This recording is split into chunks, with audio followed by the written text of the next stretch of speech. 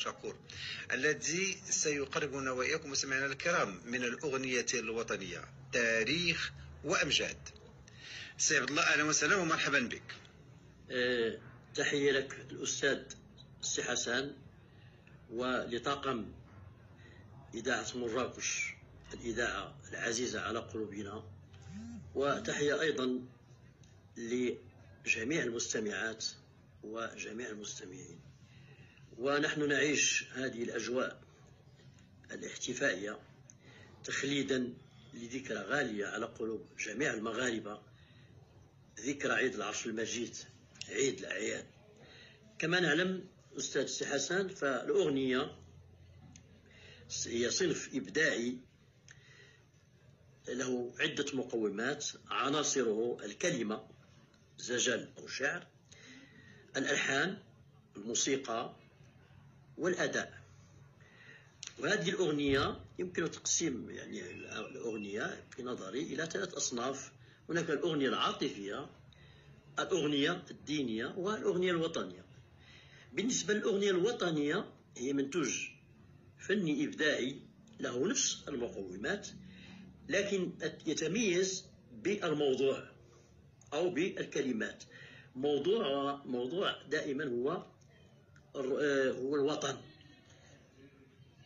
ورموزه والمحطات البارزة في تاريخ أي شعب. هذه الأغنية أي الأغنية الوطنية تتغنى بالشخصيات وبالرموز وبالثوابت، وتشيد بأهم المنجزات، وتواكب الأحداث البارزة من حياة الشعوب.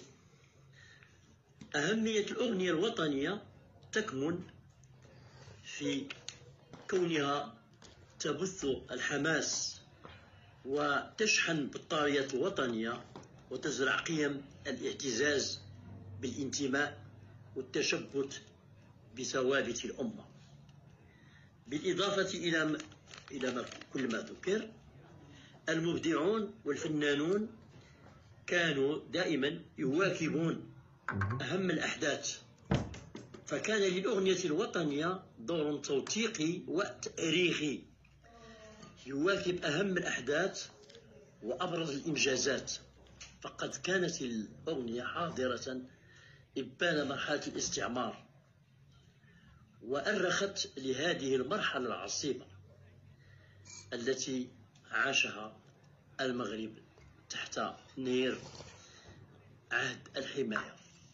وأذكر بهذه المناسبة أغنية شهيرة رائعة لا زلنا نتغنى بها إلى يومنا هذا، وهي قطعة أو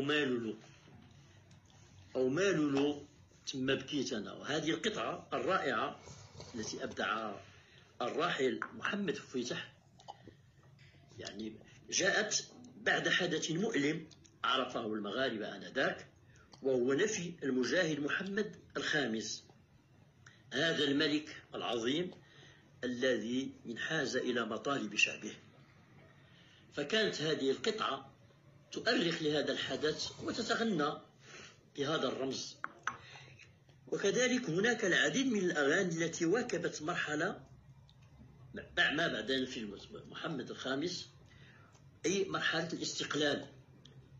هناك العديد من القطع كذلك. عدت يا خير إمام للموسيقار الراحل عبد القادر الراشدي، يا صاحب الصولة والصولجان للموسيقار أحمد البيضاوي، والكثير من الأغاني.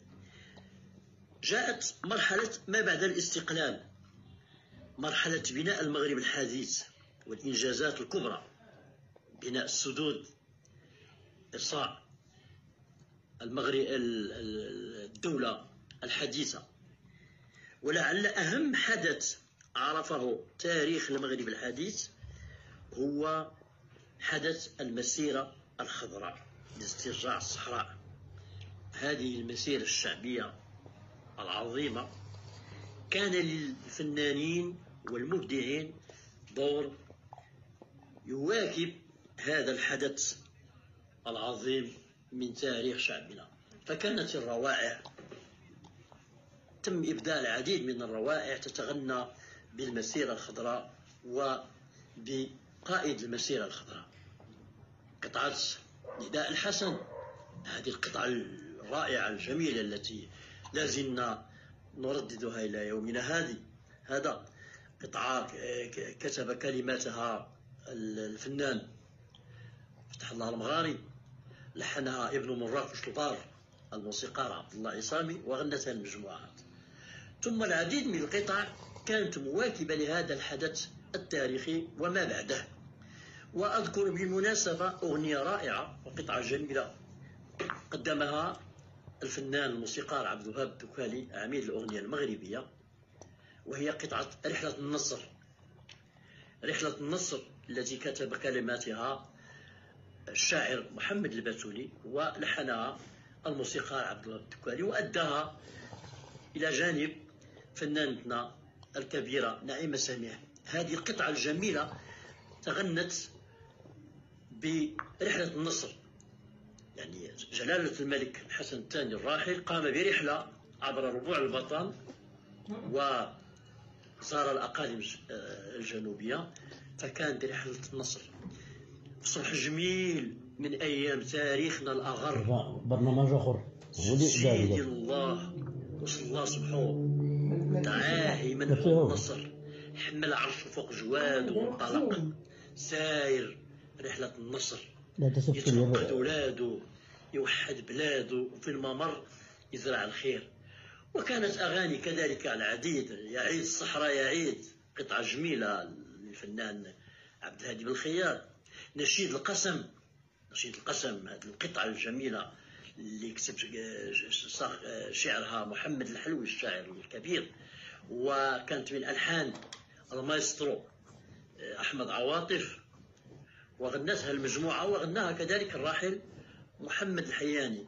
هناك العديد من المحطات من الأغاني الرائعة والروائع التي كان لها دور بارز في بث الروح وعز الاهتمام، الانتماء لهذا البلد.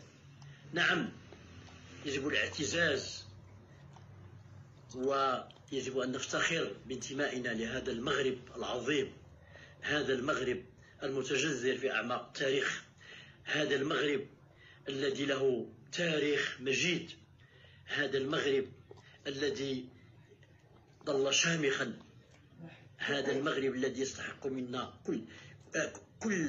كل العطاء، لأننا بلد متجدد في أعماق التاريخ. نحن موجودون من آلاف السنين، مغربنا متواجد أكثر من 14 قرنا. هناك دول لم تكن موجودة، لم تجد إلا بالأمس القريب، والمغرب متجدر له حضارة عميقة. إذن كيف لا أننا نتغنى بهذه الأمجاد وبهذه الرموز وبالعظماء المغرب. يا عيد الصحراء يا عيد، أغزالك اليوم سعيد، وغبت ريح بنسام الشيخ من أرض الرملة الذهبية، من دك القصور الفيحة بعطور، ومن النخلة العالية المسكية.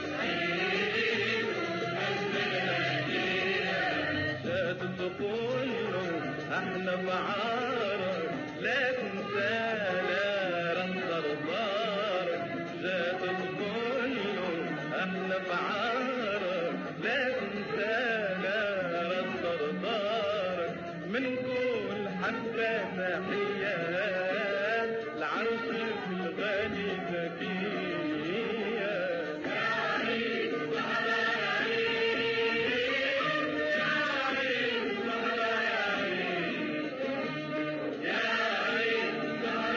يا عيد الصحراء يا عيد